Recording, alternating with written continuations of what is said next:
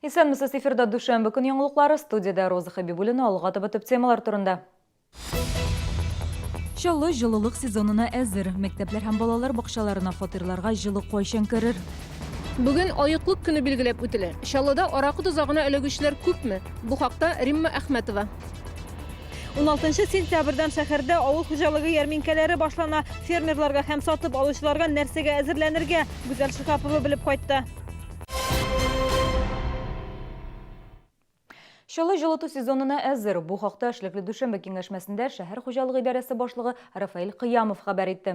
Шәхси җылылык бирү пунктлары белән җиһазландырылган торак фатирлар һәм социаль объектларга җылы автомат рәвештә биреләчәк. Мондый пунктлар булмаган мәктәп бакчаларда, дәвалау учреждениеләрендә җылылык инде бу атнада 15 сентябрьдән соң биреләчәк. Әмма моның өчен алдан гариза белән мөрәҗәгать итәргә кирәк. Әгәр һава температурасы 5 тәүлек дәвамында 8 градустан түбән булса, барлык фатирларга да жылы биреләчәк. Бүген бөтен Россия аяклык көне. Соңгы елларда безнең илдә алкоголь куллану кимүгә бара. Әгәр дә 10 ел элек бер кешегә елга 18 литр аракы туры килгән булса, быел 10 литр. Кызганычка каршы, Чаллыда әлеге күрсәткеч начаррак, бер кешегә елга 15 литр аракы чыга. Бу көнгә Чаллы наркология диспансерында 4000гә якын кеше исәптә тора. Аларны эчкечелеккә китергән сәбәпләр һәм авыруның аянычлы нәтиҗәләре турында Римма Әхмәтова. Василий яшүсмер чакта ук эшә башлаган. Диспансерда 13нче тапкыр дәвалана. Соңгы 7 елда авызга алмаган идем. Тик менә соңгы көннәрдә яңадан ычкындым ди ул. Ну, лучше вообще не притрагиваться, конечно, к этому зелью. А если уж это случилось, нужно обращаться к врачам, чтобы не запускать, потому что болезнь опасная, коварная. Хәзерге вакытта наркология диспансерының стационар бүлегендә буш урыннар юк. Кемдер биргә үзе килә, күпләрне авыр хәлдә ашыгыч медицина ярдәм машинасы китерә. Осложнения бывают разные, но самые страшные осложнения – это, конечно же, смертельные осложнения, это цирроз печени, алкогольная кардиомиопатия, это серьезные изменения во внутренних органах, которые приводят человека к скорейшей смерти. Авыруларның яшьләре төрле. Быел эләккәннәр арасында иң яшендә 11 яшь булган. Андый очраклар күп түгел, әмма очрый ди табиблар. Алар фикеренчә, кешене алкоголизмга төп 2 сәбәп китерә: нәселдәнлек һәм эшсезлек. Бу авырудан бик күп кеше интегә. Бу безнең шәһәр наркология диспансерында учетта торган саннарны тагын 5-кә тапкырласак, бу более реаль саннарга туры килер дип әйтергә була. Бүгенге көндә Ярчаллы шәһәрендә бер кешегә 15 литрдан артык аракы туры килә. Бөтен дөнья сәламәтлек саклау оешмасы әйтүе буенча, бер кешегә 10 литрдан артык аракы эләккән чиракта бу начар күренеш. Шәһәр наркология диспансеры Чаллы кешеләренә түгел, якын тирә районнарда яшәүчеләргә дә медицина ярдәме күрсәтә. Римма Әхмәтова, Илдар Шайдуллин, яңалыклар. 6 литр өчен эшмәкәр 100 мең сумнан колак каккан. 32-01 йортында урнашкан кибеткә соңгы 3 ай эчендә 2 тапкыр зырланганнар. Биредә алкоголь эчемлекләрне лицензиясез саталар. Чираттагы тикшерү вакытында алкоголь инспекциясе белгечләре документлары булмаган эчемлек саткан өчен эшмәкәрне административ җавапка тарткан. Материалларын полициягә җибәргәннәр, закондагы соңгы үзгәрешләрне күздә тотып, кибет хуҗасына байтак акча чыгарасы була. В отношении индивидуального предпринимателя будут наложены штрафные санкции, но материал будет составлен уже сотрудниками полиции, и там вместо старых 4000 теперь административная ответственность предусмотрена от 100 000 рублей.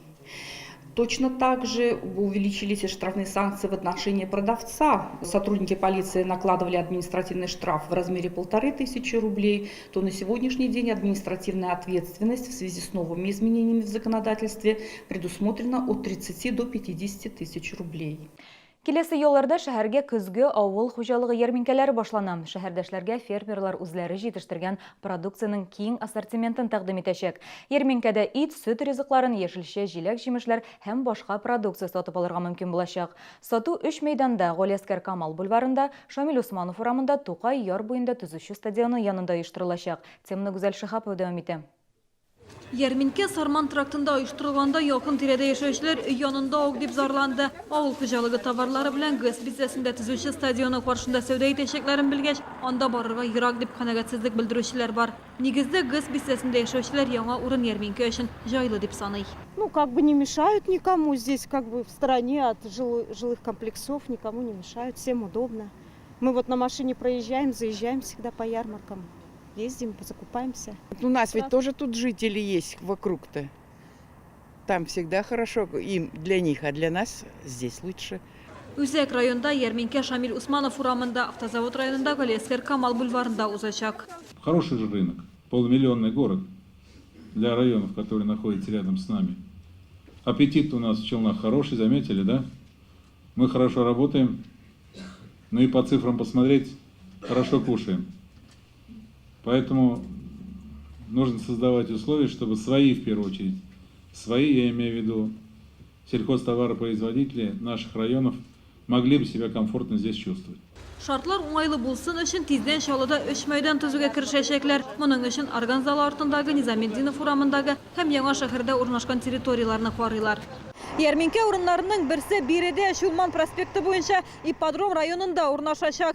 Сәүдә урыннарын электр энергиясе белән тәэмин итәчәкләр, сату урыннарын түбә белән каплаячаклар. Бу исә сатучыларны һәм сатып алучыларны җилдән, яңгырдан һәм салкыннан саклаячак. Әлеге сәүдә нокталарында фермерлар ел әйләнәсендә сату итәчәк. Бу сәүдәгәрләр өчен генә түгел, бәяләрнең артмавын контрольдә тоту өчен дә уңайлы. Гүзәл Шихапова, Ленар Султанов, Яңалыклар. Шылдағы балалар бақшасында дүзіклендіру республик бойынша иң яхшы уздырылған деп бәяләнде. Әкият деп аталаушы 25-ші балалар бақшасы Гест бистәсендә урнашкан. Ремонттан соң әтие-әниләр һәм балалар бақшаны танымадыкта диләр. Биредә төркемнәр һәм кабинетлар киңәйтелгән, җылылык һәм су бирү системалары яңартылган, аш бүлмәсендә дә яңа җайламалар, яңа җиһазлар. Диварларны ачык матур төсләргә буяганнар, бина территориясенә асфальт җәйделәр. Бу максатларга республика 22, ә шәһәр 5 миллион сум акча бүлеп җибәрде. Бүгінгі абынашлар, мен сіздің белән саубулашам, исән-амин булыгыз.